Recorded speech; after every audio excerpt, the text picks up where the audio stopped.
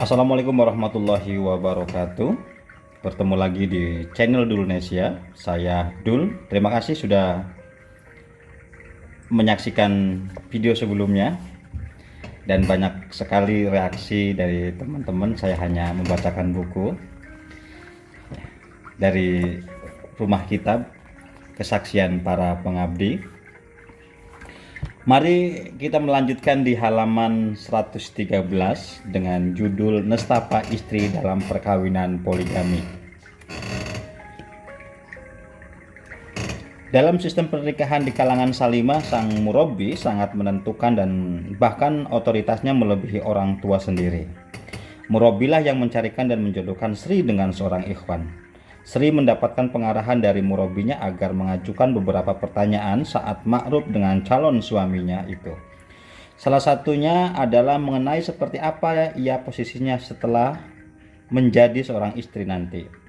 Kalangan Salimah memang tidak mengenal pacaran dan hanya melakukan ta'aruf atau perkenalan saja sebelum menikah. Dari hasil ta'aruf itulah ia mengetahui bahwa ia akan diposisikan sebagai ratu yang terhormat dalam rumah tangga yang akan dibangunnya dan bukan sekedar menjadi pelayan. Hasil ta'aruf kemudian ia diskusikan bersama sang murabbi. Sri sendiri mendapat informasi dari para akhwat dan ikhwan di ITB di mana calon suaminya kuliah, bahwa ia adalah lelaki yang baik dan berprinsip Qodul Basor, menutup pandangan dari aurat-aurat perempuan yang bukan mahram. Dalam hati Sri melihat ada yang mengganjal dari karakter lelaki tersebut dan sempat berencana membatalkan pernikahan. Namun murabbinya hanya mengundurkan hari lamaran dari Jumat ke Ahad. Ternyata ganjalan di hatinya selaras dengan pengamatan murabbi dan teman-temannya bahwa calon suaminya bukanlah tipe lelaki yang merasa cukup dengan satu istri. Namun mereka berkesimpulan bahwa ia pada dasarnya baik, tidak berani melanggar syariah, dan yang terpenting ideologinya sama. Setelah beristikharah, Sri berkeyakinan melanjutkan perjodohannya. Pada hari H, Sri dan teman-temannya meresmikan salon muslimah dengan mengadakan seminar kecantikan menurut Islam.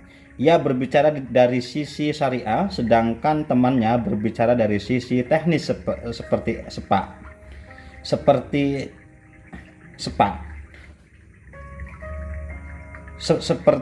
spa, krimbat dan sebagainya.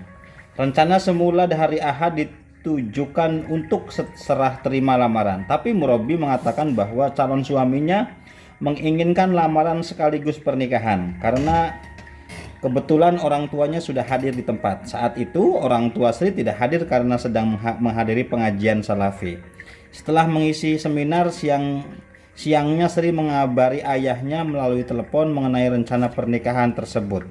Ayahnya menjawab, "Ya sudah, itu rezeki kamu menikah saja, kami sih setuju-setuju aja." Kebetulan Lebe, penghulu, pegawai KUA, kantor urusan agama, dan tetangga siap menjadi saksi. Sri langsung menghubungi teman-teman Likonya agar menghadiri pernikahannya malam itu. Berhubung perhiasan tutup di hari libur, maka calon suaminya hanya bisa memberikan emas yang gramnya kecil. Sebelum menikah, Sri bertekad mempersiapkan diri menjadi istri solehah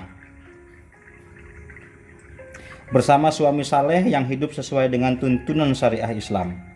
Hal tersebut diniatkan supaya sang ayah yang baru saja insaf mendapatkan contoh nyata bagaimana menjadi lelaki Islami yang sejati. Hal tersebut disampaikan tidak sekedar melalui ajaran yang bersifat abstrak, namun melalui keteladanan dan contoh konkret.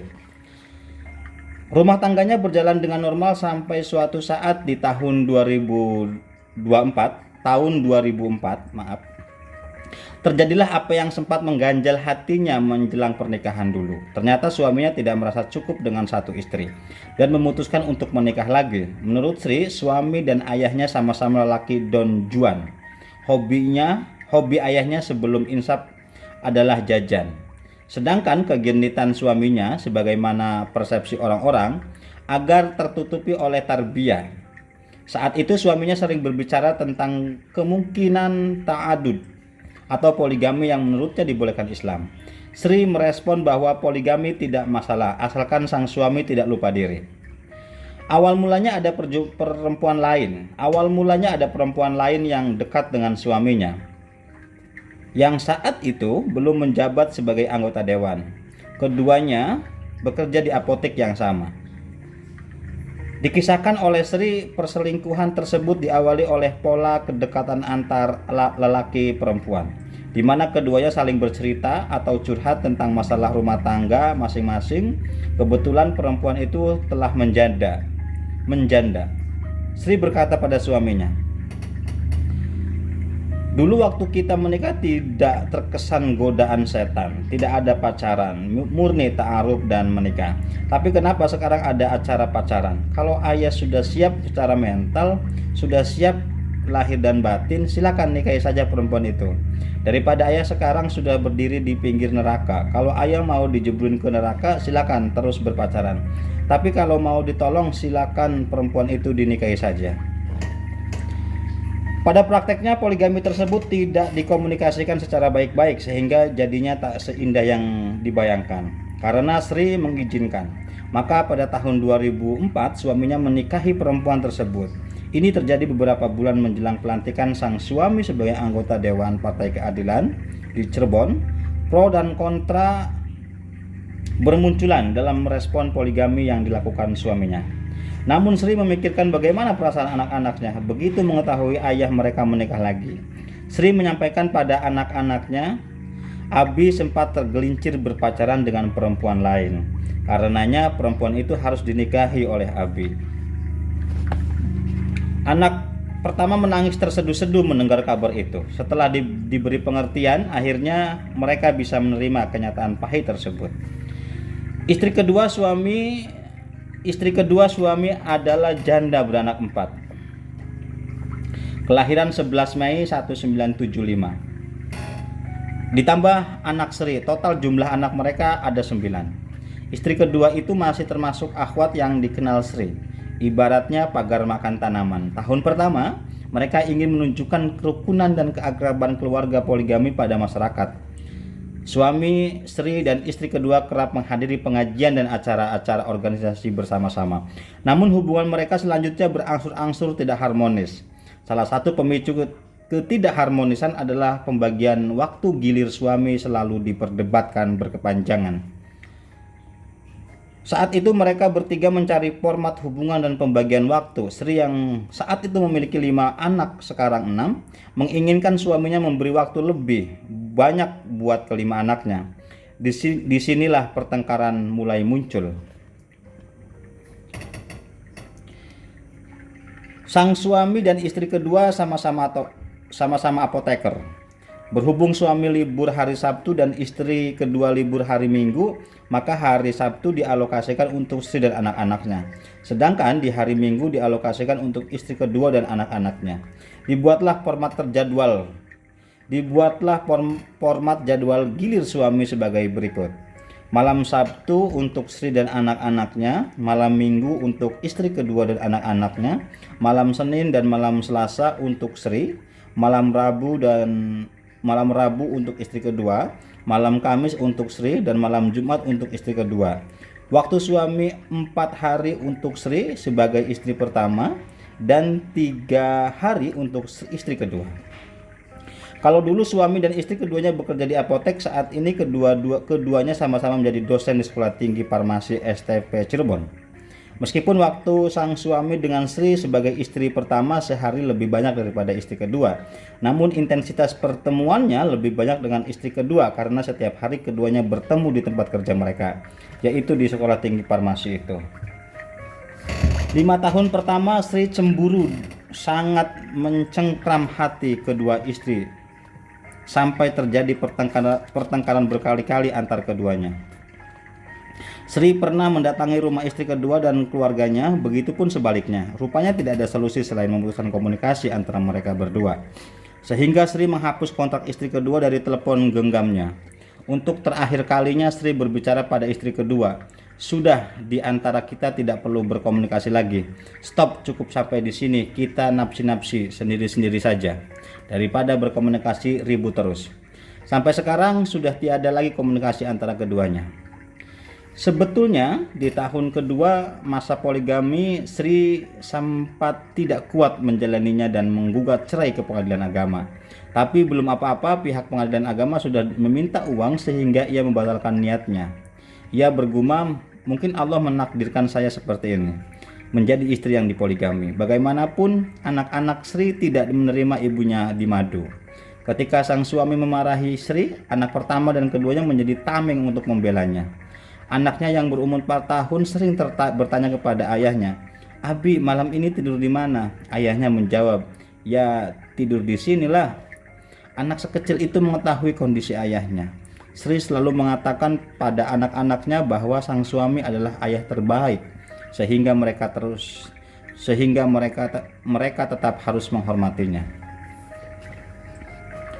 Hal yang membuat Sri bertahan dan dalam kondisi di madu dikarenakan sang suami sampai saat ini tidak pernah berubah sikap. Suami tetap memposisikan sebagai ratu rumah tangga. Suami tetap memposisikan sebagai ratu rumah tangga dan memberikan maisha, nafkah yang sama. Sampai sekarang gaji apoteker dan gaji anggota dewan diberikan untuk Sri dan anak-anaknya, sedangkan penghasilan yang lain diberikan pada istri kedua. Sri merasakan beratnya nasib istri yang dipoligami. Meski nafkah dicukupi, namun hatinya tetap terasa berat sekali. Begitu mengetahui informasi poligami itu, Dewan Syariah Partai Keadilan memanggil Sri dan suaminya yang merupakan anggota DPRD Dewan Syariah PKS mempertanyakan mengapa pernikahan kedua tidak sampai ke mereka. Saat itu Sri justru menjelaskan bahwa dikarenakan sang suami adalah tokoh masyarakat, maka demi kemaslahatan umat mereka tidak mengumumkannya. Dewan Syariah merasa takjub melihat Sri membela suaminya. Padahal biasanya istri mengadukan suaminya ke Dewan Syariat ketika ada masalah terkait poligami. Sri mengatakan, dengan seizin saya atau tidak, sepertinya suami saya akan tetap menikah lagi. Daripada ditusuk dari belakang, mendingan ya sudah saya terima saja. Demi menambah amal saleh saya. Setelah menyimak penjelasan Sri dan suaminya, Dewan Syariah akhirnya memaklumi dan memahaminya. Sri siap dan mau bertahan di poligami semata-mata demi untuk ibadah. Ia berpegangan pada prinsip syariat Islam yang dipahaminya, bahwa jika hatinya tidak ridho di poligami dan bukan karena Allah, maka rasa sakit dan capeknya akan sia-sia. Keikhlasan dalam beribadah yang terwujud poligami adalah syarat mutlak agar mendapatkan ridho Allah dan mendapatkan pahalanya. Ia hanya mengadukan rasa sakitnya pada Allah, yang menurutnya tidak akan mengkhianati atau menceritakan kemana-mana. Di samping berniat ibadah, Sri juga ingin menolong suaminya agar tidak terpelosok pada perjinahan dan pacaran atau perselingkuhan yang berkepanjangan. Baik, terima kasih. Kita berlanjut di halaman 118. Wassalamualaikum warahmatullahi wabarakatuh.